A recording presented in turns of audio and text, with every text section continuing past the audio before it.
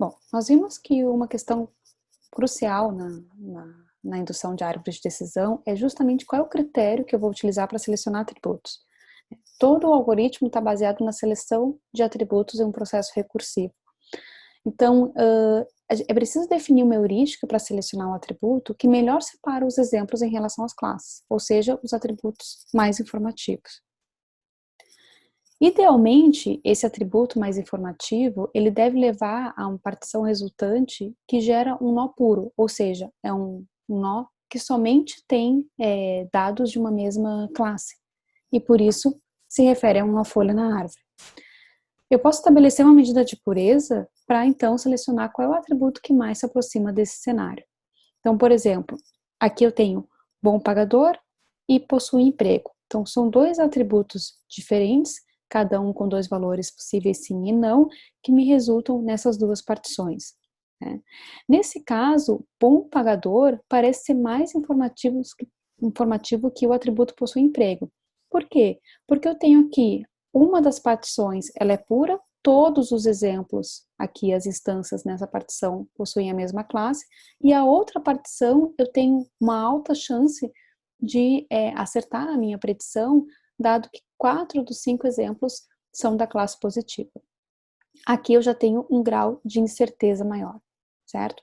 Então, de uma forma geral, o atributo mais informativo, ele está associado a um conceito, né, de pureza de dados, de homogeneidade nos dados. Essa questão de avaliar o quão informativo é o atributo é normalmente chamado de goodness of split na literatura, que é o quão boa é a minha divisão de dados, né, ou de nós na minha árvore de decisão. Existem diversas medidas propostas na literatura para avaliar a impureza, então tem vários algoritmos de árvore de decisão, né, com suas variantes, e uma das principais variantes é justamente como selecionar os atributos, mas existem alguns consensos. Primeiro, uma divisão que mantém a proporção de classes em cada subconjunto gerado não tem utilidade nenhuma. Então, se eu tenho um conjunto de dados, né, original, em que eu tenho 40% de dados de uma classe, 60% de dados da outra, e no momento que eu faço a partição desses dados, né, com base em um atributo, algumas ou todas as partições geradas mantêm exatamente essa proporção 40% e 60%, eu não estou mais próximo, né, de forma alguma, de resolver o meu problema. Eu continuo parada no mesmo lugar em relação à minha tarefa de classificação, porque eu continuo tendo essa incerteza, digamos assim, em relação à classe a ser predita, certo? 60% dos dados é de uma determinada classe, então eu vou tender a prever para aquela classe, mas com uma chance ainda bem considerável de errar essa predição. Então, essa divisão que mantém a proporção de classe, ela não tem nenhuma utilidade. Por outro lado, uma divisão em que cada subconjunto gerado contém somente exemplos de uma mesma classe, ela tem utilidade máxima. Por quê? Porque essa divisão resolve o meu problema de classificação, pelo menos para aquela partição dos dados, certo? No momento que eu tenho subconjuntos somente com exemplos de uma mesma classe, eu sei que aquela partição vai gerar uma folha, né, cujo rótulo é justamente aquela classe que é comum a todos os exemplos. Bom, existem 3 principais critérios de seleção de atributos, cada um deles usado por um algoritmo específico de treinamento de árvore de decisão. Então, tem o ganho de informação, associado ao algoritmo ID3, a razão de ganho, associado ao algoritmo C4.5, que é uma melhoria, né, em relação ao algoritmo ID3, e o Gini Index no algoritmo CARD. Então, a gente vai discutir esses critérios com ênfase no ganho de informação e no Gini Index, que são no caso de index muito utilizado, e no caso do ganho de informação é a base para entender a razão de ganho, que a razão de ganho propõe uma melhoria em cima desse outro critério. Bom, o que eu gostaria de enfatizar? Todos esses algoritmos, eles seguem aquela estratégia básica de indução de árvore de decisão. A principal diferença entre eles é justamente como eles avaliam qual vai ser o atributo selecionado em cada uma daquelas etapas de divisão de nós. E esses algoritmos, eles adotam uma estratégia gulosa. O que quer dizer? Eles não revisam essa seleção de atributos no momento de indução da árvore. Eles escolhem o melhor atributo com base no critério definido e não revisam essa escolha. Bom, aqui eu mostro um algoritmo, né, um pseudocódigo para o algoritmo de construção de árvores de decisão. Então, a gente tem comentado um conjunto de treinamento D, então naquele mesmo formato que a gente viu do KNN, eu tenho meus dados de entrada, meu vetor de atributos, né, para K instâncias, e cada uma delas com a saída esperada, eu tenho uma lista L de D atributos preditivos possíveis, tá? E a saída é a árvore de decisão. Bom, então como é que funciona esse código? Primeiro, ela cria um nó N, certo? Esse nó N, então, se todos os exemplos em D possuem a mesma classe, então retorne N como um nó folha rotulado como justamente aquela classe. Se L é vazia, então retorne N como um nó folha rotulado com a classe mais frequente em D. Então, se eu não, a L é um conjunto de atributos, se eu não tenho mais atributos a testar, então eu devo retornar a classe mais frequente naquele conjunto de dados D, certo? Se L não é vazia, se essa lista de atributos não é vazia, então eu seleciono o A como um atributo que apresenta o melhor critério de divisão, né, de acordo com os que a gente vai ver na sequência. Eu associo esse atributo A ao nó que eu estou sendo gerado, removo ele da minha lista de atributos, e o que eu faço? Para cada valor V distinto do atributo A, ou seja, cada valor possível que aquele atributo A vai assumir, considerando os exemplos naquela partição, eu particiono, né, aquele conjunto de dados D, onde DV é um subconjunto, né, que representa todos os dados de treinamentos em D que possuem aquele atributo A com um valor V, né, específico. Se essa partição for vazia, então eu vou retornar N como um nó folha, rotulado com a classe mais frequente dentre esses exemplos que possuem atributo A com um valor V. Se não, eu vou associar N a uma subárvore retornada por justamente a chamada recursiva a essa função, onde essa chamada recursiva ela vai ser em função de DV, que é a partição, né, dos dados sendo analisados, onde o atributo A tem um valor V específico, certo? Então, se faz isso para cada valor V distinto do atributo A, gerando todas essas partições possíveis, certo? E por fim se retorna N. Então, essa seria a função, né, uma função chamada recursivamente para a construção da árvore de decisão, e aqui justamente nessa etapa eu tenho esse processo de divisão de nós. Bom, a divisão de nós, ela depende um pouco do tipo de atributo sendo analisado. Naquele pseudocódigo, ele é bastante voltado para atributos categóricos, certo? Então, em atributos categóricos, eu simplesmente adiciono um ramo para cada valor possível daquele atributo. Então, cor dos olhos, castanho, verde, azul. Então, cada um desse valor de atributos vai ter justamente um ramo na minha árvore, no processo de divisão de nós, e vai me levar a uma partição dos dados originais. Quando os atributos são numéricos, a gente define um ponto de corte. E os dois subconjuntos gerados de juntos, eles resultam de um teste. Por exemplo, o A, atributo A menor ou igual ao ponto de corte, e A maior que o ponto de corte. Então, aqui eu gero duas partições no espaço com base num ponto de corte. Existe ainda uma terceira possibilidade, que é quando eu estou trabalhando com atributos categóricos, mas eu tenho a restrição de gerar árvores binárias. Então, tem um dos algoritmos que a gente vai ver, que é o CART, que ele tem essa suposição, ele só gera árvores binárias. Nesse caso, se meus atributos são categóricos, eu posso definir SA como subconjunto de valores possíveis e adiciono dois ramos. O valor sendo testado pertence ou não pertence a esse subconjunto. Tá? Então, aqui tem representado graficamente todos esses casos. Então, por exemplo, para um atributo A categórico, né? Por exemplo, a cor, né? Ou o salário. Então, eu tenho aqui os valores possíveis. Tá? Então, low, medium e high. Então, cada um deles vai me levar a uma partição. No caso de eu ter valores numéricos, por exemplo, o salário, eu não estou categorizando eles, né, nesses valores discretos. Eu estou basicamente dizendo que o salário pode ser menor ou igual a 42 mil ou maior que 42 mil. Então, esse ponto de corte, que é 42 mil, né, definido aqui, me gera duas partições com base nesses testes. E atributos categóricos, né, sobre a restrição de construção de árvores binárias, justamente funcionam com a definição desse subconjunto.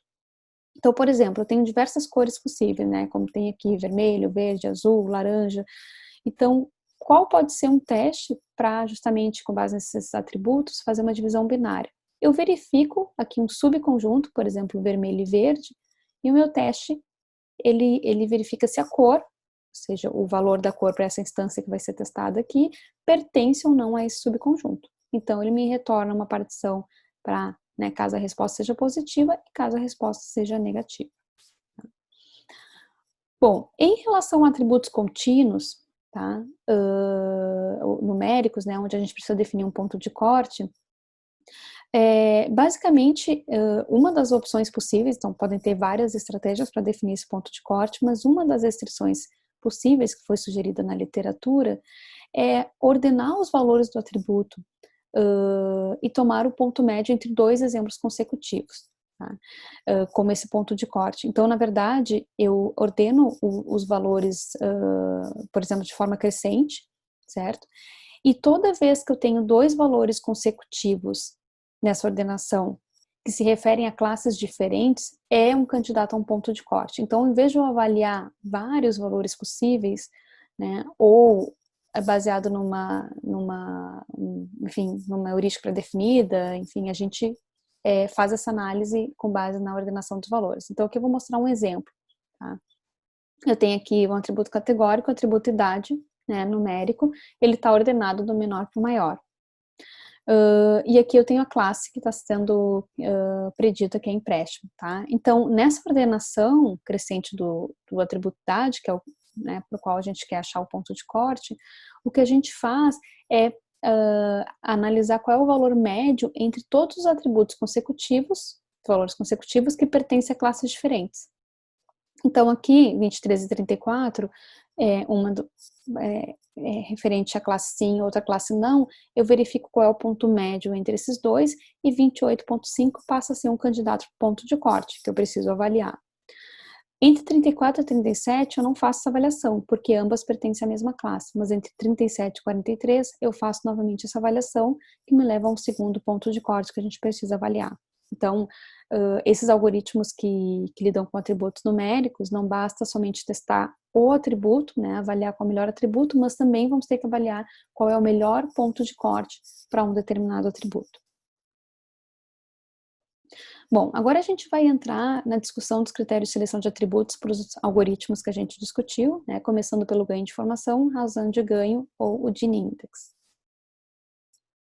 Bom, o ganho de informação, que é do algoritmo ID3, ele é baseado no conceito de entropia, né, para calcular qual é a homogeneidade de uma amostra de dados. Então, a entropia nada mais é do que uma medida de aleatoriedade de uma variável, medida normalmente em bits. Tá? O que quer dizer isso? Bom, quanto mais aleatória for uma variável, mais alta vai ser a entropia. Tá? Quando que eu tenho a maior aleatoriedade para um problema de classificação binária? Quando a probabilidade de uma determinada variável, por exemplo, assumir um valor 1, assumindo 0 ou 1 como valores possíveis, é igual a 0,5. Por quê? Porque nesse caso eu tenho uma total incerteza. Né? Se a probabilidade de assumir 1 é 0,5, então basicamente é uma variável completamente aleatória. Então, esse gráfico mostra a relação entre a probabilidade para um problema de classificação binário e a entropia. A entropia ela é máxima quando eu tenho a maior aleatoriedade possível na minha variável. Tá? Essa entropia, ela nos dá uma ideia do quão difícil é derivar uma conclusão acerca dos dados. Então, como eu comentei, né, uma probabilidade de 0,5 para uma variável binária, a chance de eu derivar qualquer conclusão é mínima, né, ou nula, na verdade. Então, no caso de árvore de decisão, a entropia está associada à dificuldade de predizer o atributo-alvo com base no atributo preditivo analisado. Então, vamos supor que esses três casos que eu tenho aqui, instâncias, né, todas com aqui o mesmo valor, todas vermelhas, aqui eu tenho 3 vermelhas e 1 verde, e aqui 2 vermelhas e 2 verdes. Tá? Então, se eu estiver assumindo avaliando um determinado atributo, e aqui eu tiver para esse atributo, essa distribuição de classes, digamos, todo mundo é da classe vermelha, aqui a minha incerteza é mínima, a minha entropia também é baixa, certo? Porque aqui eu não tenho nenhuma dificuldade em extrair qualquer conclusão acerca dos dados. Eu sei que os dados aqui vão ser vermelho, rotulados como vermelho. Já que quando eu tenho, por exemplo, 4 exemplos, 2 na cor vermelha, 2 verde, aqui eu tenho uma incerteza muito alta, justamente sobre qual seria a categoria dos dados, porque eles têm igual chance, né, probabilidade de ser vermelho ou verde. Então, nesse caso, a entropia é alta, certo? Então, em suma, a entropia, ela mede a aleatoriedade, então ela é alta quando a incerteza é alta ou a homogeneidade é baixa, de forma semelhante. Como é que eu calculo a entropia? Bom, então aqui eu tenho, que eu vou chamar aqui de info, né, de um conjunto de dados D. Aqui eu tenho o cálculo da entropia. Essa entropia ela é calculada em função da probabilidade de um exemplo pertencer à classe, a uma determinada classe. E essa probabilidade ela é sempre estimada a partir do conjunto de dados de treinamento. Então, se calcula, por exemplo, qual é a probabilidade de ser uma bolinha vermelha. Então, se eu tenho 4 exemplos, 4 bolinhas, 2 são vermelhas, a probabilidade vai ser 0,5. Então, essa probabilidade, tá, ela é utilizada no cálculo, onde eu tenho primeiro o log 2 dessa probabilidade, tá, multiplicado pelo valor da probabilidade em si, e isso para todos aqui os valores possíveis, ou seja, todos os valores possíveis para esse determinado, para as classes possíveis, desculpa, N seria o conjunto de classes. Então, aqui para cada uma das classes, eu faço justamente qual é essa probabilidade do exemplo pertencer àquela classe com base nos dados conhecidos de treinamento. A estratégia do ganho de informação visa maximizar justamente esse ganho de informação com base na divisão de dados, né, em partições, e essa maximização do ganho de informação nada mais é do que minimizar o grau de incerteza a respeito de uma classificação, de uma predição, ou então, né, de forma similar, a quantidade de informação necessária que eu ainda preciso para que eu consiga, de fato, classificar os exemplos nas partições resultantes. Tá? Então, em outras palavras, o que a gente quer é sempre reduzir o grau de impureza. Se eu tenho uma partição muito heterogênea, eu espero que a cada divisão de dados eu vá chegando a partições mais homogêneas, mais puras, né, em outras palavras, e, consequentemente, que me permitam fazer uma classificação com uma menor incerteza. Bom, então, supondo a divisão dos dados com base em um atributo A, eu preciso verificar, né, o quanto de informação eu ainda preciso, né, para chegar em partições puras, aplicando aquela divisão com base no atributo A. Então, supondo que com um atributo A eu gere um conjunto de V partições, né, porque eu tenho V valores distintos no conjunto de treinamento para aquele atributo A. Então, como que eu posso verificar quanta informação eu ainda preciso, né, para chegar a uma classificação a partir daquela divisão?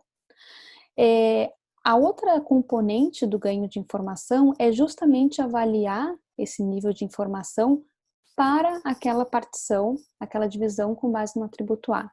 Então, como é que se faz isso? Bom, o atributo A gera V partições, né, com base nos seus V valores distintos. Para cada uma dessas partições, eu calculo justamente o nível de informação com base naquela equação que eu mostrei no slide anterior, tá? Que, em cima das probabilidades de pertencer a cada classe. Só que esse valor resultante para cada uma das partições é justamente ponderado, né, normalizado com o tamanho da partição, né, referente ao tamanho do conjunto de dados original, número de instâncias, certo? Então, cada uma daquelas análises de nível de informação, ela é ponderada com o tamanho da partição gerada. Então, aqui eu tenho o cálculo da entropia restrito ao subconjunto DJ, ou seja, ao subconjunto que resulta de uma partição em cima do atributo A, e aqui eu tenho justamente o peso dessa partição, que é a proporção de exemplos na partição em relação ao conjunto de treinamento original. Bom, como é que eu estimo o ganho de informação? O ganho de informação de um atributo A nada mais é do que essa diferença entre a minha entropia, né, o meu nível de informação nos dados originais, menos essa entropia calculada com base na divisão de um atributo A qualquer, certo? Aqui estão as formas. Então, basicamente, eu tenho aqui em D a entropia com os dados originais, e aqui eu tenho essa entropia para cada subconjunto ponderado pelo tamanho desse subconjunto. Então, esse somatório aqui me leva ao nível de informação gerado pela divisão com base no atributo A. O que eu quero encontrar com esse ganho de informação? O atributo que maximiza o ganho de informação, ele justamente é o atributo selecionado para a divisão de nós no meu processo de indução de árvore de decisão.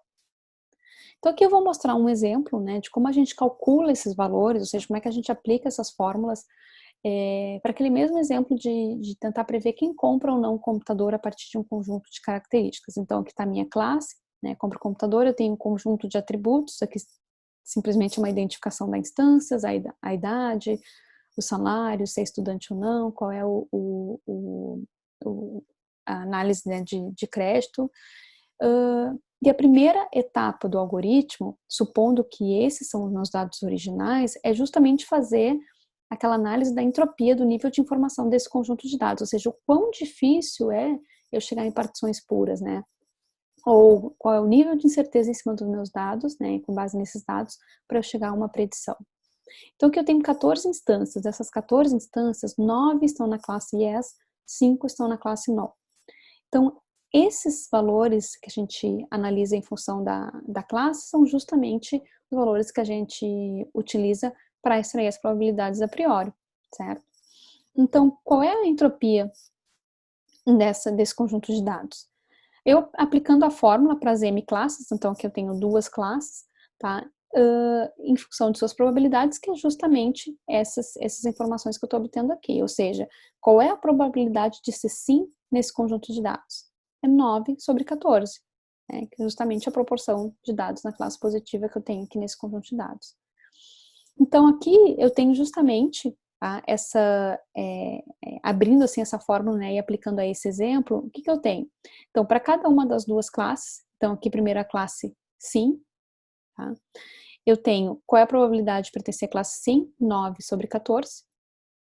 Primeiro, né, essa fração eu utilizo para o cálculo do logaritmo, na base 2, e aqui ele é multiplicado pela própria probabilidade. E faço a mesma coisa para a classe não.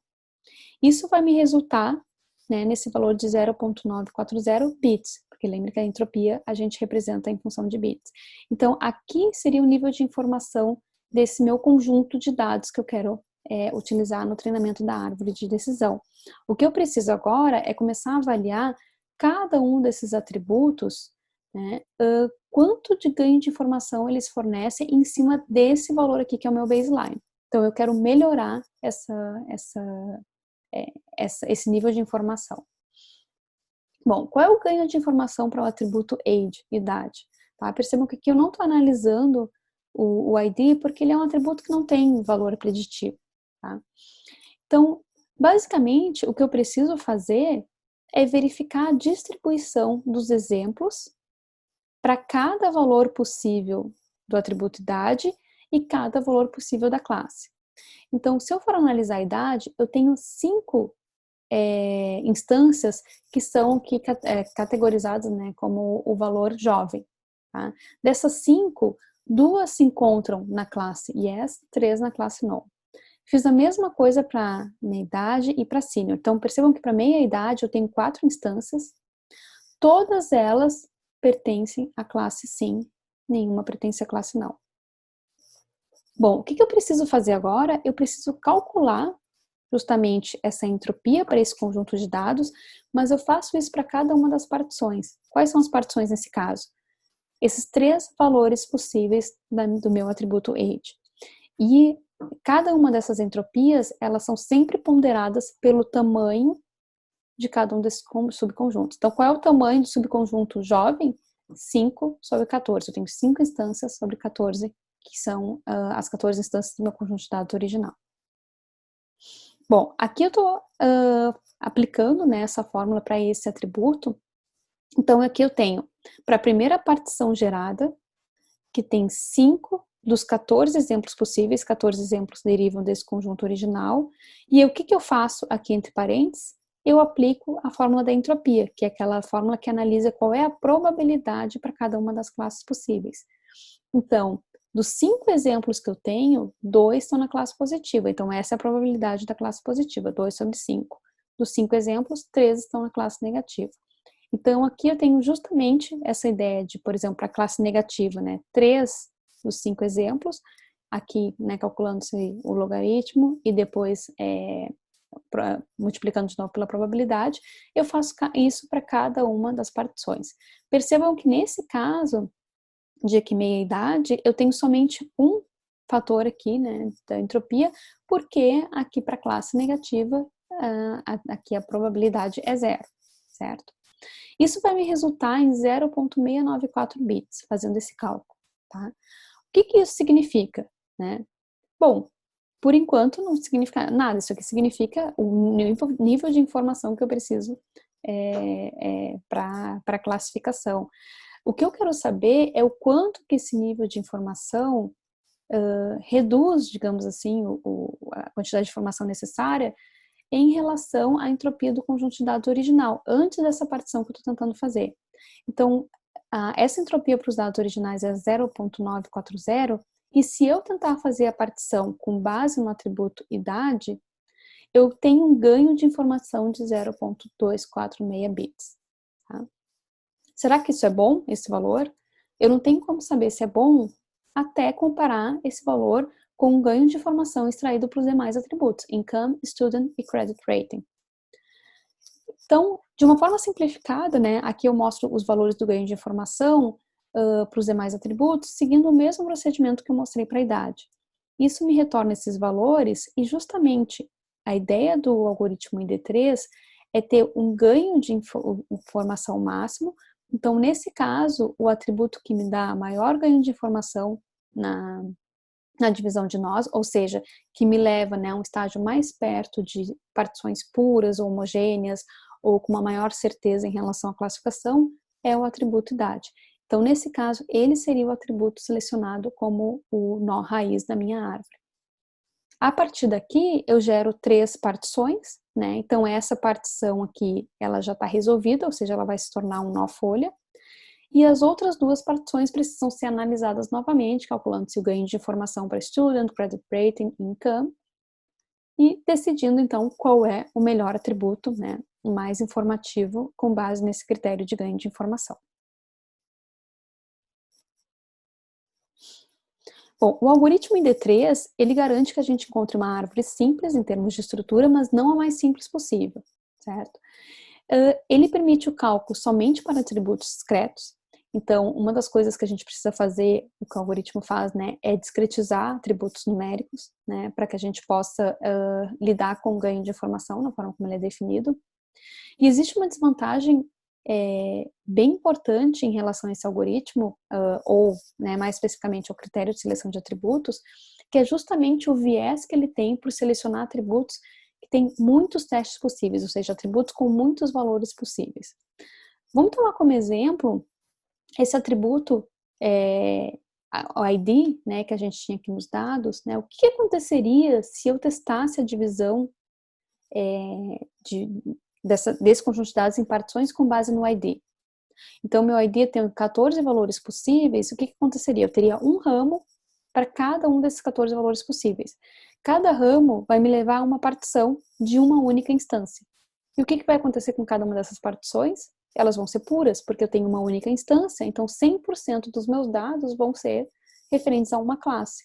São de uma única instância. E o que vai acontecer com cada uma dessas partições? Elas vão ser puras, porque eu tenho uma única instância, então 100% dos meus dados vão ser referentes a uma classe. Então, ele acaba gerando um viés para esse tipo de atributo que não necessariamente me leva a um maior poder preditivo. Como eu comentei antes, esse atributo ID não tem nenhum valor preditivo. Né? Então, essa é uma das desvantagens, né, voltando ali do algoritmo, é que esses atributos com mais testes, mais valores possíveis, tendem a gerar um ganho de informação maior, mas não necessariamente eles são úteis, né, realmente para a tarefa de predição. No caso desse exemplo, esse atributo RID, né, que é o ID, Register ID, né, do cliente, ele me leva a um ganho de informação máximo, certo? E ele seria selecionado como nó raiz. Bom, Uma das questões, essa questão especificamente do viés pelo maior número de testes, ela visa ser corrigida com uma adaptação, né, do ganho de informação, que se refere à razão de ganho proposta no algoritmo, que é o C4.5. Tá? O que é essa razão de ganho? Eu vou falar bem rapidamente, porque a ideia principal é entender o conceito de ganho de informação. Tá? Mas basicamente a razão de ganho, o que ela visa fazer para corrigir esse viés, é introduzir um denominador, e esse denominador representa um potencial de informação que eu gero através de uma determinada divisão de dados em V partições, né? Sendo essas V partições correspondendo aos V valores possíveis do meu atributo A. Então, essa split info que chamo aqui, né, pela sua definição, o que ela leva em consideração? O tamanho dessas partições. Tá? Então, a ideia é justamente corrigir esse viés, né, por atributos com muitas partições, justamente fazendo esse cálculo do potencial de informação, tá? De forma a tentar não favorecer esse tipo de atributo na hora de selecionar os atributos para divisão de nós. É interessante a gente verificar que que pela sua definição, essa razão pode ser não definida ou instável quando esse denominador tende a zero, né? A razão do ganho, ela vai ser instável se eu tenho um denominador tendendo a zero. E isso acaba favorecendo atributos cujo denominador tem um valor pequeno, tá? Então, aqui se introduz outro tipo de viés. Uma das questões propostas pelo Kinlan no algoritmo de razão de ganho, de C4.5, desculpa, é fazer esse cálculo em duas etapas, tá? Primeiro eu calculo o ganho de informação para todos os atributos, depois eu verifico quais são os atributos que têm um ganho de informação acima da média, certo? E a partir desses eu escolho o que maximiza a razão de ganho. Então eu só considero naquele cálculo, né, os atributos que têm o ganho de informação acima da média para tentar evitar aquela instabilidade. De uma forma geral, o que tem se visto na literatura é que a razão de ganho supera o ganho de informação em relação ao desempenho dos modelos treinados, tanto em termos de poder preditivo, quanto também em termos de complexidade das árvores de decisão geradas. Então, no geral, essas árvores produzidas pelo C4.5 são árvores que têm uma complexidade menor e mantêm um poder preditivo tão bom quanto as árvores geradas com o ganho de informação. Bom, o nosso último critério de seleção de atributos é o índice Gini, do algoritmo CAP. Para quem não conhece o índice Gini, ele é bastante conhecido ou utilizado como uma medida de desigualdade de uma distribuição, né, comumente aplicado para avaliar o grau de concentração de renda em um determinado grupo. Então, 0 representa uma completa igualdade e 1 ou 100 uma completa desigualdade, tá? Então, aqui está o mapa mundi, né, com essa distribuição do Gini Index para as diferentes regiões. Tá? Bom, qual é a ideia de usar a árvore de decisão, o índice Gini para treinamento da árvore de decisão? Nesse caso, o índice Gini ele mede a impureza dos dados de treinamento, certo? Então, justamente isso, é o quão desigual, digamos assim, né, o quão desigual, quão desequilibrado estão esses dados, se eu tenho uma tendência a ter mais exemplos de uma classe, ou se essas classes estão igualmente distribuídas, o que dificulta a minha tarefa. Então, o índice Gini ele tem uma definição muito simples, tá? Ele é basicamente 1 menos o somatório das probabilidades, né, a priori de cada uma das classes elevado ao quadrado, tá? Então, essa probabilidade é calculada exatamente como nós vimos por exemplo do ganho de informação, tá? Com base na distribuição de classes nos dados que eu estou analisando, né, esses dados D. É importante a gente ver que o índice Gini ele impõe uma restrição, ele considera uma divisão binária para cada atributo. Tá? A soma ponderada dessa impureza de cada partição é gerada como o valor do índice Gini. Tá? Então, basicamente, se eu quero verificar qual é o ganho, né, que eu tenho em relação a uma partição com base no atributo A, eu calculo esse índice Gini, né, sempre dividindo esse atributo A em duas partições, tá? Então, a partição 1 e a partição 2. Então, eu faço esse cálculo do Gini, né, que aqui é o somatório das probabilidades elevado ao quadrado para cada partição, sempre, né, ponderado, que é ajustado pelo tamanho da própria partição. Então, o algoritmo CART vai sempre gerar árvores de decisão que são binárias. Cada nó na rede, né, na árvore, cada nó na árvore vai ter 2 ramos de saída, cada um deles representando um valor possível, um conjunto de valores possíveis. Bom, para atributos categóricos, é justamente aquela ideia, né, de tentar gerar uma divisão binária, de encontrar um subconjunto de dados, de valores possíveis, e esse subconjunto ser testado numa verificação de se se o valor para uma instância sendo testada pertence ou não àquele conjunto. Tá?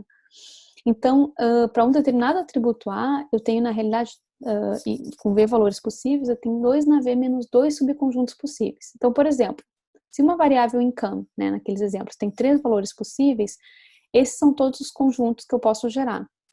Então, eu tenho os conjuntos low, medium, high, low, high, medium, high, e eu tenho também o conjunto vazio e o conjunto, né, completo com os 3 valores possíveis. Esses 2 conjuntos, para mim, não tem nenhuma utilidade, né, do ponto de vista de eu tentar gerar um teste na minha árvore, esses conjuntos não têm nenhuma utilidade, então eles são excluídos, tá? Por isso que fica 2 V menos 2. Então, basicamente, eu teria que verificar, né, dentro dessa divisão, o que seria melhor usar. Usar, por exemplo, income pertence a low, income pertence a medium, income pertence a high, e assim por diante. Para atributos numéricos, bom, aí eu tenho que examinar aquele ponto de corte, tá? Que uma das possibilidades é aquela que eu demonstrei em relação a exemplos consecutivos, né, pontos médios em relação a exemplos consecutivos. Em ambos os casos, o objetivo do algoritmo é selecionar aquela divisão de nó que maximiza a redução na impureza, justamente, né, maximiza essa diferença entre o índice Gini para o conjunto de dados antes da divisão e o potencial após a divisão baseado num atributo A. Vamos ver o exemplo da aplicação do índice Gini para os dados de treinamento que a gente utilizou no ganho de informação. Então, aqui eu tenho de novo as minhas 14 instâncias, né, de treinamento. Lembrando que a probabilidade é sempre em função da classe, né, a probabilidade que a gente está usando nesses critérios, porque é o que a gente está interessado em mensurar, né, em relação à incerteza. Então, aqui eu tenho as minhas 14 instâncias, 9 estão na classe sim, 5 estão na classe não. Como é que eu calculo o índice Gini para o meu conjunto de dados original, né, ou antes da partição? Então, basicamente, para todas as M classes possíveis, são 2 classes, eu faço esse cálculo em relação à probabilidade das classes. Então, a probabilidade a priori da classe positiva está aqui representada, a probabilidade a priori da classe negativa está aqui, né, e isso tudo é subtraído de 1. Então, esse valor resultante, índice Gini, representa justamente qual é o grau de impureza desses dados originais. E agora a gente precisa testar justamente qual é o ganho que eu tenho ao dividir esses dados com base em algum dos meus atributos, certo? Então, vamos supor aqui o atributo income, tá? Para mostrar esse exemplo. Esse atributo income, eu posso avaliar, por exemplo, se o income pertence a low medium, né, um subconjunto, se o income pertence a low high. Todas essas comparações vão me retornar dois resultados possíveis, me levando então a uma divisão de nós binária. O que é importante a gente mencionar, observar, é que na prática não preciso testar todos esses valores, tá? Porque a gente vai ver que muitos desses valores, né, voltando aqui, são equivalentes. Tá? Por exemplo, eu testar se income pertence a high é a mesma coisa que eu testar se income pertence a low e medium, porque eu estou fazendo a mesma divisão de exemplos, né? Somente estou usando uma referência diferente aqui no teste.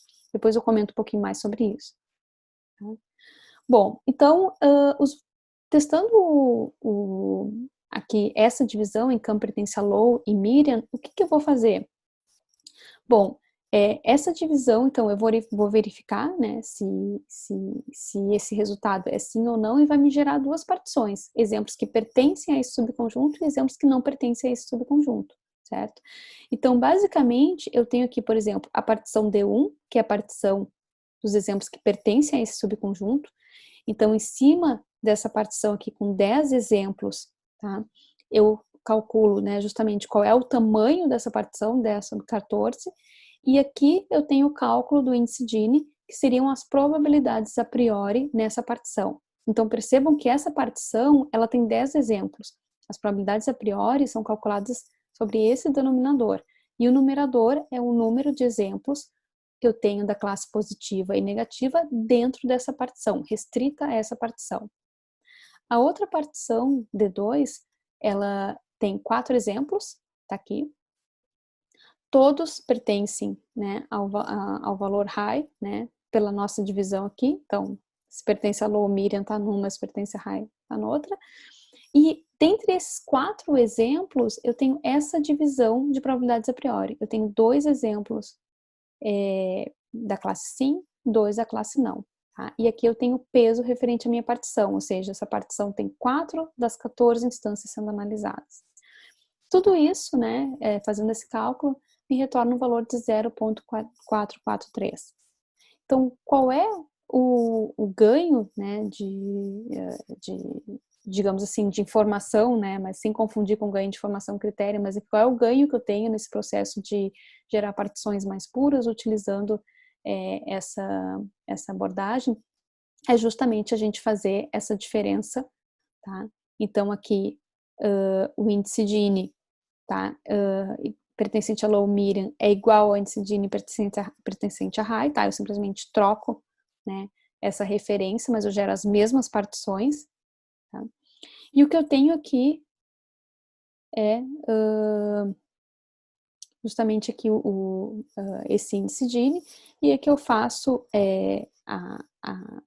o valor que maximiza essa variação, que seria o índice Gini, a referência, né, menos, aqui, só mostrando aqui, então aqui eu tenho o meu índice Gini, que é 0,459, tá?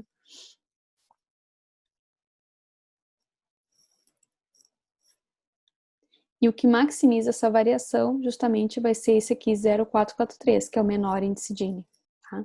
Acabei não colocando aqui a subtração direto, mas basicamente essa divisão que me retornar o menor valor de índice Gini para a partição é necessariamente aquela que vai maximizar a diferença do índice Gini do conjunto de dados completo em relação ao índice Gini de uma das partições, tá? Ou partição para o determinado atributo, certo?